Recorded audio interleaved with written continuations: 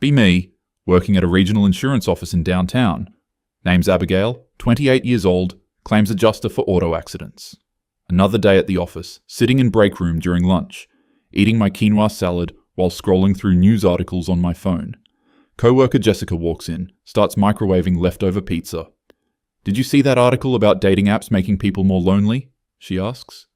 Immediately roll my eyes so hard I practically see my own brain. "Jessica, that's just another way society tries to blame women for refusing to settle for toxic masculinity." She looks confused, just wanted to make small talk. "I mean, I guess I just think about what? That women should just accept whatever scraps men throw at them?" Jessica tries to backtrack. "No, I just meant maybe technology." "Technology isn't the problem, Jessica. The problem is that men haven't evolved past their caveman mentality. They expect us to be grateful for the bare minimum while they contribute nothing meaningful to relationships." Jessica nods uncomfortably, clearly regretting bringing it up. But I'm just getting started because this is important education. Women today are finally waking up to the fact that we don't need male validation to feel complete. We're choosing ourselves over settling for emotionally unavailable partners who can't even do their own laundry. Jessica mumbles something about her boyfriend being pretty helpful. "That's internalized misogyny talking, Jessica. You've been conditioned to praise men for doing basic human tasks."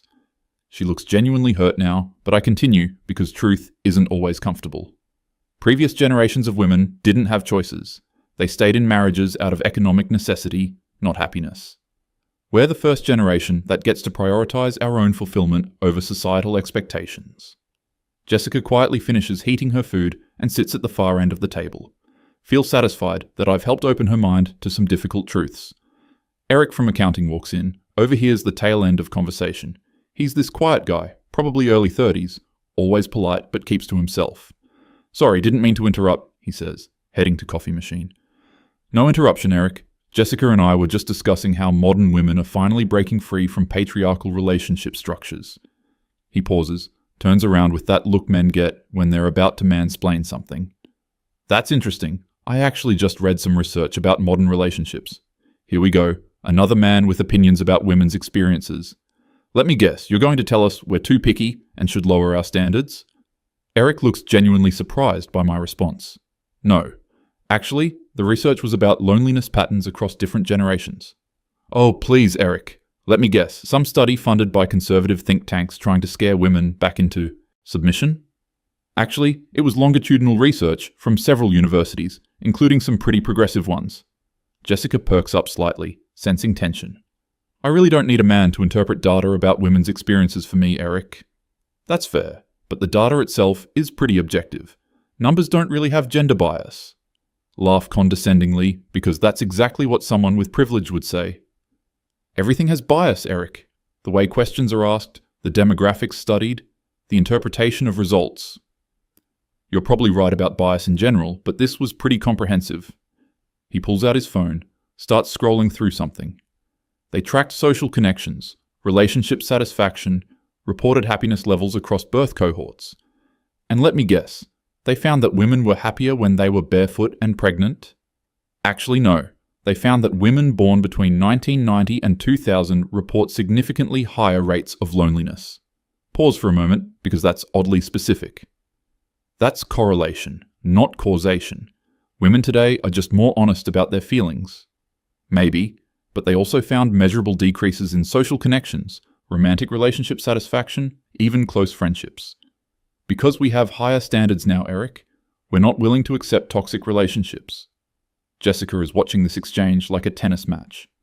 The researchers actually controlled for relationship quality metrics, even accounting for abuse, financial dependence, and other negative factors from previous eras. Starting to feel annoyed that he's so prepared for this argument. "What's your point, Eric? That women should go back to being dependent on men?" "No point really. Just thought the data was interesting." He's scrolling through more stuff on his phone now. They compared reported life satisfaction across generations.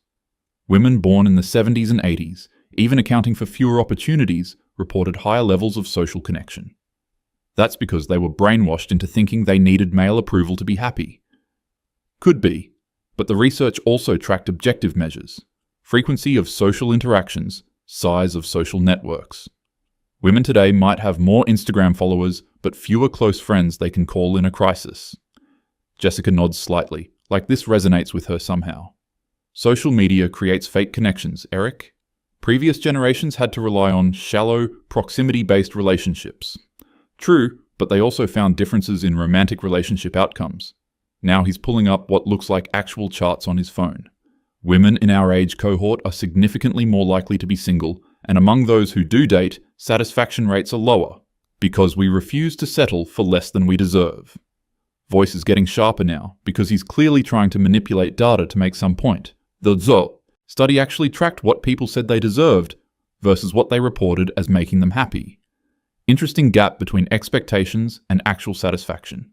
Are you seriously suggesting women should lower their expectations? Not at all. Just sharing what the research found.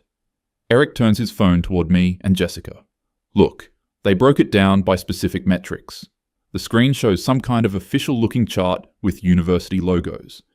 Reported loneliness levels among women aged 24 to 34 in 2023 versus same-age cohorts in previous decades. The numbers are surprisingly high for our generation. This is biased methodology, Eric. Previous generations wouldn't even admit to being lonely. They controlled for reporting bias, used both self-reports and behavioral measures, like frequency of social contact, participation in community activities, length and stability of relationships. Swipe to see more of his screen, and there are multiple charts. Social Isolation Index for millennial women shows statistically significant increases across all education and income levels. Jessica leans over to look too, her expression changing. But this is from Princeton, Stanford, couple others, she says quietly. That doesn't matter, Jessica. Academic institutions can still perpetuate harmful narratives. Look at this one, Eric continues, swiping to another chart. Romantic relationship satisfaction scores across birth cohorts. The graph shows a clear downward trend for women born after 1990. Even controlling for relationship equality, shared household responsibilities, financial independence. Women born between 1990 and 2000 report lower relationship satisfaction than any previous generation going back to 1950. Stare at the screen, trying to find flaws in what I'm seeing. This has to be flawed. Women today are in more equal partnerships. That's what makes it interesting. The research shows relationships are objectively more equal now. But subjective satisfaction has decreased despite objective improvements. Jessica points to something on the screen. What's this part about historical comparison? Eric scrolls to show another section. They compared with historical data going back about 150 years. Women born 1990 to 2000 report the highest levels of loneliness in all of recorded history, even compared to women during wars, economic depressions, periods with fewer legal rights. Feel heat rising in my chest because this is clearly designed to attack women's progress. That's impossible, Eric. Women in previous eras had no autonomy, no choices. True, but the research suggests that social connections and community support systems were stronger. Extended families, religious communities, neighborhood networks. Women might have had fewer individual freedoms, but more social integration. Jessica is nodding. Along now, which is infuriating. So you're both saying women should give up our independence for fake community connections? Nobody said that, Abigail, Jessica says gently. I'm just looking at what the data shows, Eric adds. Swipe through more of the charts myself, trying to find the obvious flaws. Frequency of deep, meaningful friendships among millennial women versus previous generations. The numbers are devastatingly low for our cohort. Average size of social support network, people you could call in an emergency. Again, our generation shows significant decreases. Reported feelings of romantic fulfillment in long-term relationships. The trend line is unmistakable. Downward trajectory, starting with women born in late 1980s. This can't be right, say, voice getting louder. These numbers don't account for the fact that we're not willing to accept toxic relationships. Actually, look at this section, Eric says, scrolling down. They separated data between women who deliberately choose to be single versus those who want relationships but can't find suitable partners. The loneliness rates are highest among women who want romantic connection but feel unable to find it. Jessica winces, reading over my shoulder. Women who actively choose single life actually report much higher satisfaction. But that's only about 23% of chronically single women in our age group. The majority want romantic connection, but feel frustrated by available options. Stare at the screen, feeling something uncomfortable in my stomach. This is manipulated data designed to shame women back into accepting less. Voice is getting shaky now, which is embarrassing. I don't think anyone's trying to shame anyone, Eric says calmly. The researchers were mostly women, actually, just tracking social trends. Scroll to see the research team, and it is indeed mostly women researchers. Then they've been brainwashed by patriarchal academic structures. Jessica gives me a concerned look. Abigail, are you okay? I'm fine, Jessica. I'm just frustrated that we're supposed to accept this propaganda. But my hands are trembling, holding Eric's phone. Look at this comparison, Eric says, taking the phone back and scrolling. Life satisfaction surveys from women in 1970s versus today. Even accounting for workplace discrimination, limited career options, financial dependence. Women in the 70s reported higher overall life satisfaction and lower loneliness. That's because they didn't know any better. Voice comes out louder than intended. Other people in break room turn to look. They accepted their oppression because they didn't have alternatives. Maybe, Eric says quietly, but the research suggests they had stronger social bonds. More community integration, extended family support, neighborhood connections. Jessica nods. My mom talks about how different things were. Everyone knew their neighbors. That's nostalgia, Jessica, romanticizing the past. But even as I say it, can feel cracks forming in my certainty. Here's the section about historical context, Eric continues. They compared our generation with women during World War II, the Great Depression. Even women facing genuine hardship and limited rights reported less chronic loneliness. Because they had no choice but to rely on each other. Voice is getting higher, more strained.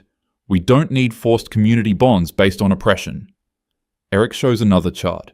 Social support network size across different eras. Average number of people a woman could rely on for emotional support. The numbers for our generation are frighteningly low. Women in 1950 averaged 8 to 12 close social connections. Women today average 3 to 4, and many report having no one they can truly confide in. Jessica's face falls. That actually sounds about right for me. Jessica, don't let this manipulative data make you doubt your choices. But my voice sounds desperate even to me. I'm just saying, I do feel like I don't have that many people I could really call if something happened. That's because we've been told we need to be independent and self-reliant. Practically shouting now, and everyone in break room is staring. We don't need to depend on other people for our emotional needs. Eric looks uncomfortable with how heated I'm getting. I think the research just suggests that humans are social creatures. Regardless of gender politics, isolation affects mental health. Don't patronize me, Eric. Slam my hand on the table, making Jessica jump. I know what this is really about. You can't handle that women don't need men anymore. Abigail, please calm down, Jessica says softly. So you found some biased research to try to convince us we're miserable without traditional relationships. Eric holds up his hands. I really wasn't trying to make any point about relationships. Just thought the data about social connections was interesting. Grab his phone again, scrolling frantically through the charts. Looking for something, anything that disproves what I'm seeing. But every metric tells the same story. Loneliness rates, social isolation, romantic dissatisfaction. All higher for women born between 1990 and 2000 than any other generation. This can't be right, mutter, voice breaking slightly. Women today are more educated, more financially independent, more empowered. We have more choices than ever before. Jessica touches my arm gently. Maybe having more choices makes things harder? No. Snap at her, jerking away. Choice is good. Independence is good. We're not supposed to be miserable. Other people in break room are definitely watching now, some whispering. Scroll to a section about mental health outcomes. Anxiety and depression rates among millennial women, significantly higher than previous generations, even accounting for better diagnosis and reporting. This is all correlation, say, voice getting shrill. There are other factors. Economic instability, climate change, social media. The research controlled for socioeconomic factors, Eric says gently, and they found similar patterns across different countries with varying economic conditions. Find another chart comparing urban versus rural women. Rural women in our generation report slightly better outcomes, but still worse than previous generations. See, it's about social media and technology, not feminism.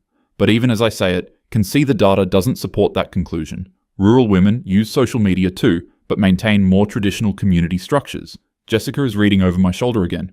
Look at this part about career satisfaction versus life satisfaction. The data shows women today are more satisfied with career achievements. But overall, life satisfaction has decreased. Career fulfillment used to correlate positively with life satisfaction. For our generation, the correlation has weakened significantly. Feel tears starting to form, which is humiliating. This is designed to make us doubt ourselves. To convince us that feminism has failed. Eric shakes his head. I don't think that's what it's saying. Just that maybe some traditional social structures had benefits we didn't anticipate losing. What traditional structures? Voice is getting loud again. Forced marriage? Economic dependence? No career options? Maybe just the community aspects, Jessica suggests quietly. Extended family involvement, neighborhood connections, shared child rearing. We can have community without oppression. But even as I say it, realize I can't name many close friends I have.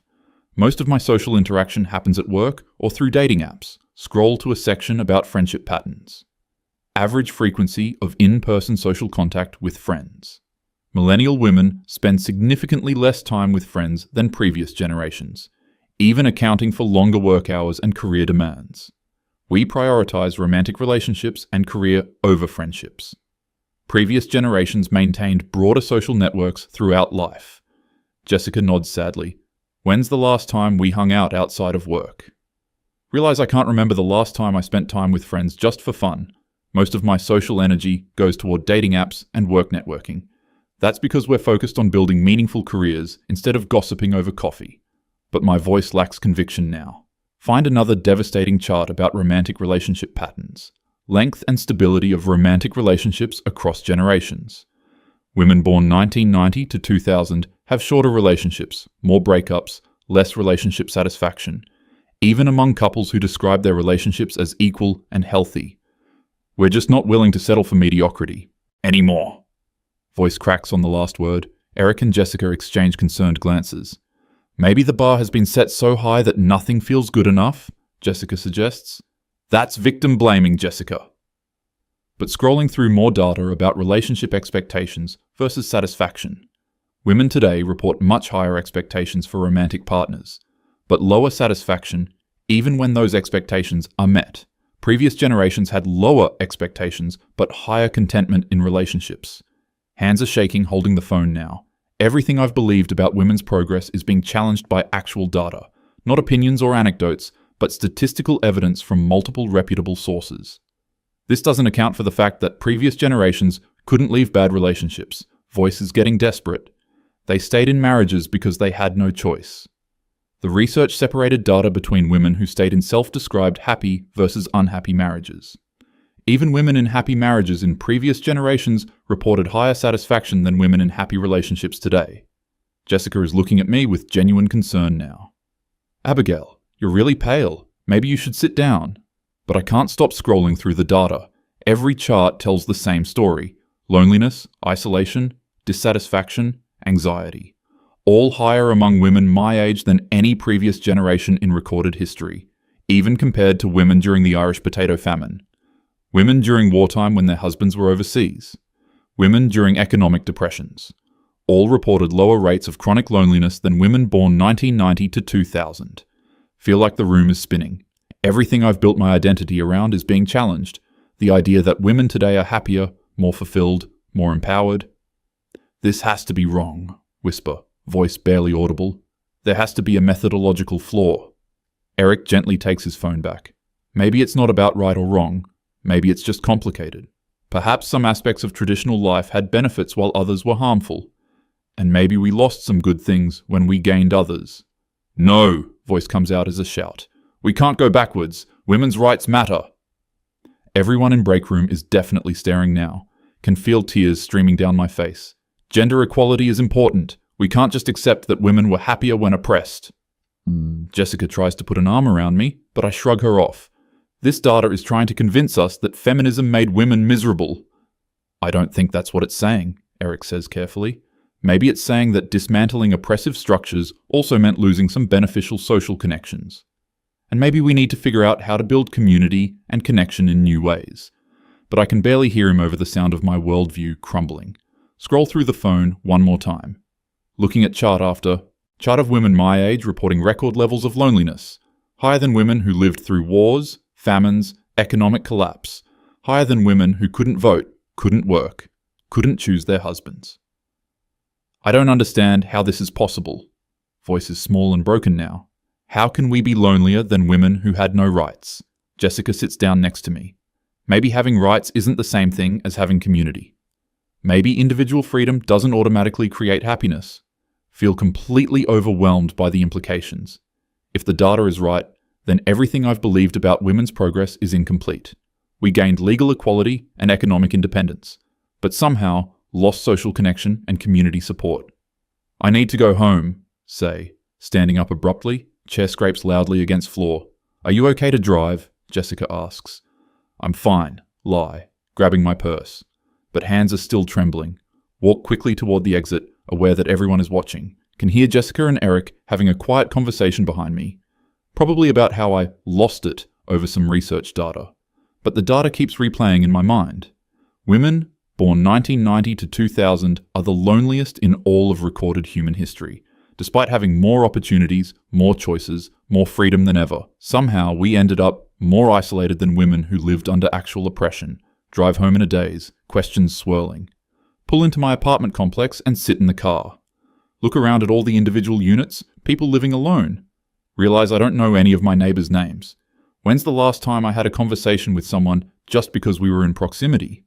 Most of my social interactions are planned, scheduled, optimized. Work colleagues, dating app matches, professional networking. Very little spontaneous human connection. Think about my grandmother's stories of neighborhood potlucks, borrowing cups of sugar. Used to think that sounded suffocating, like forced socialization. But maybe there was something valuable about being embedded in a community, even if that community had problematic power structures.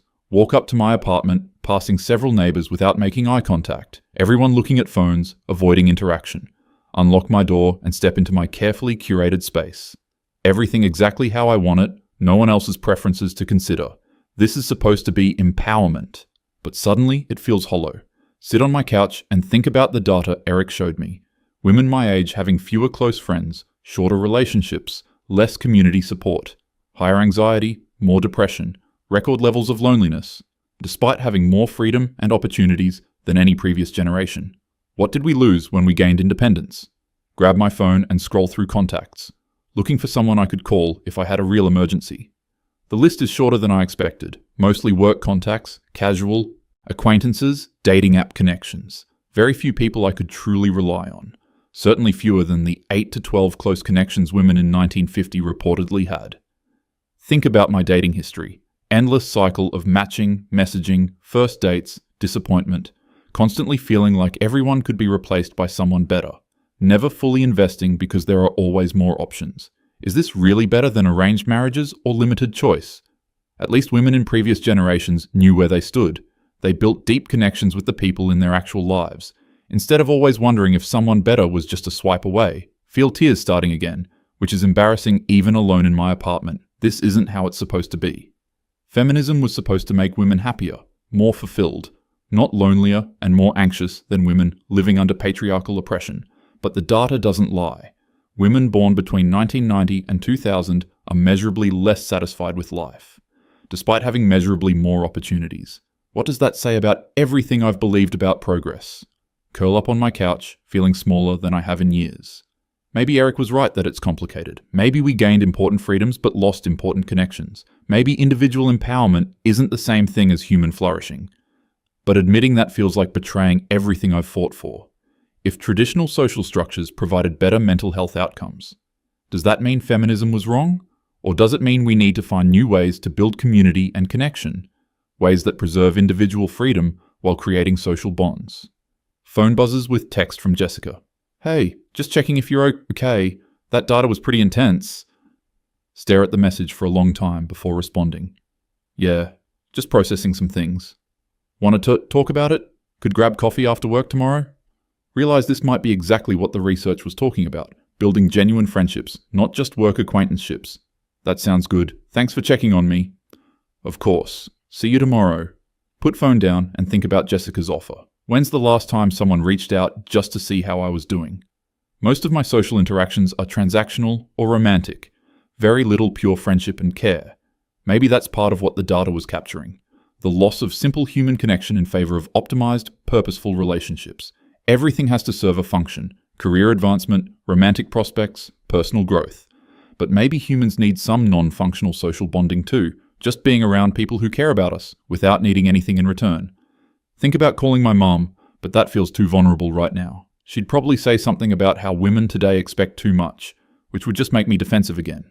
But maybe she'd have a point. Maybe expectations and reality have become disconnected. Maybe pursuing individual fulfillment as the highest good left us isolated, while previous generations prioritized community bonds even when individually limiting.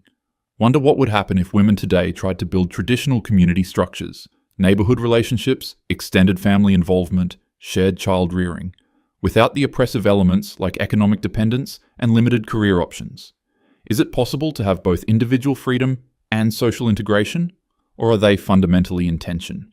Feel exhausted by all these questions. Everything I thought I understood about women's progress feels uncertain now. The data showed we're lonelier and less satisfied than women who lived under actual patriarchy. How is that possible? What did they have that we lost? And how can we get it back without giving up our hard-won freedoms? Maybe tomorrow's coffee with Jessica is a start. Building one genuine friendship instead of just having work colleagues. Maybe that's how we solve this. One relationship at a time. Creating community within the context of individual choice. But it means admitting that feminist ideology alone isn't sufficient for human happiness. That we need other people in ways that pure independence can't fulfill. And that's a harder truth than I was prepared to face today, especially after losing it so completely in front of everyone. But maybe Eric was just presenting data, not attacking my beliefs.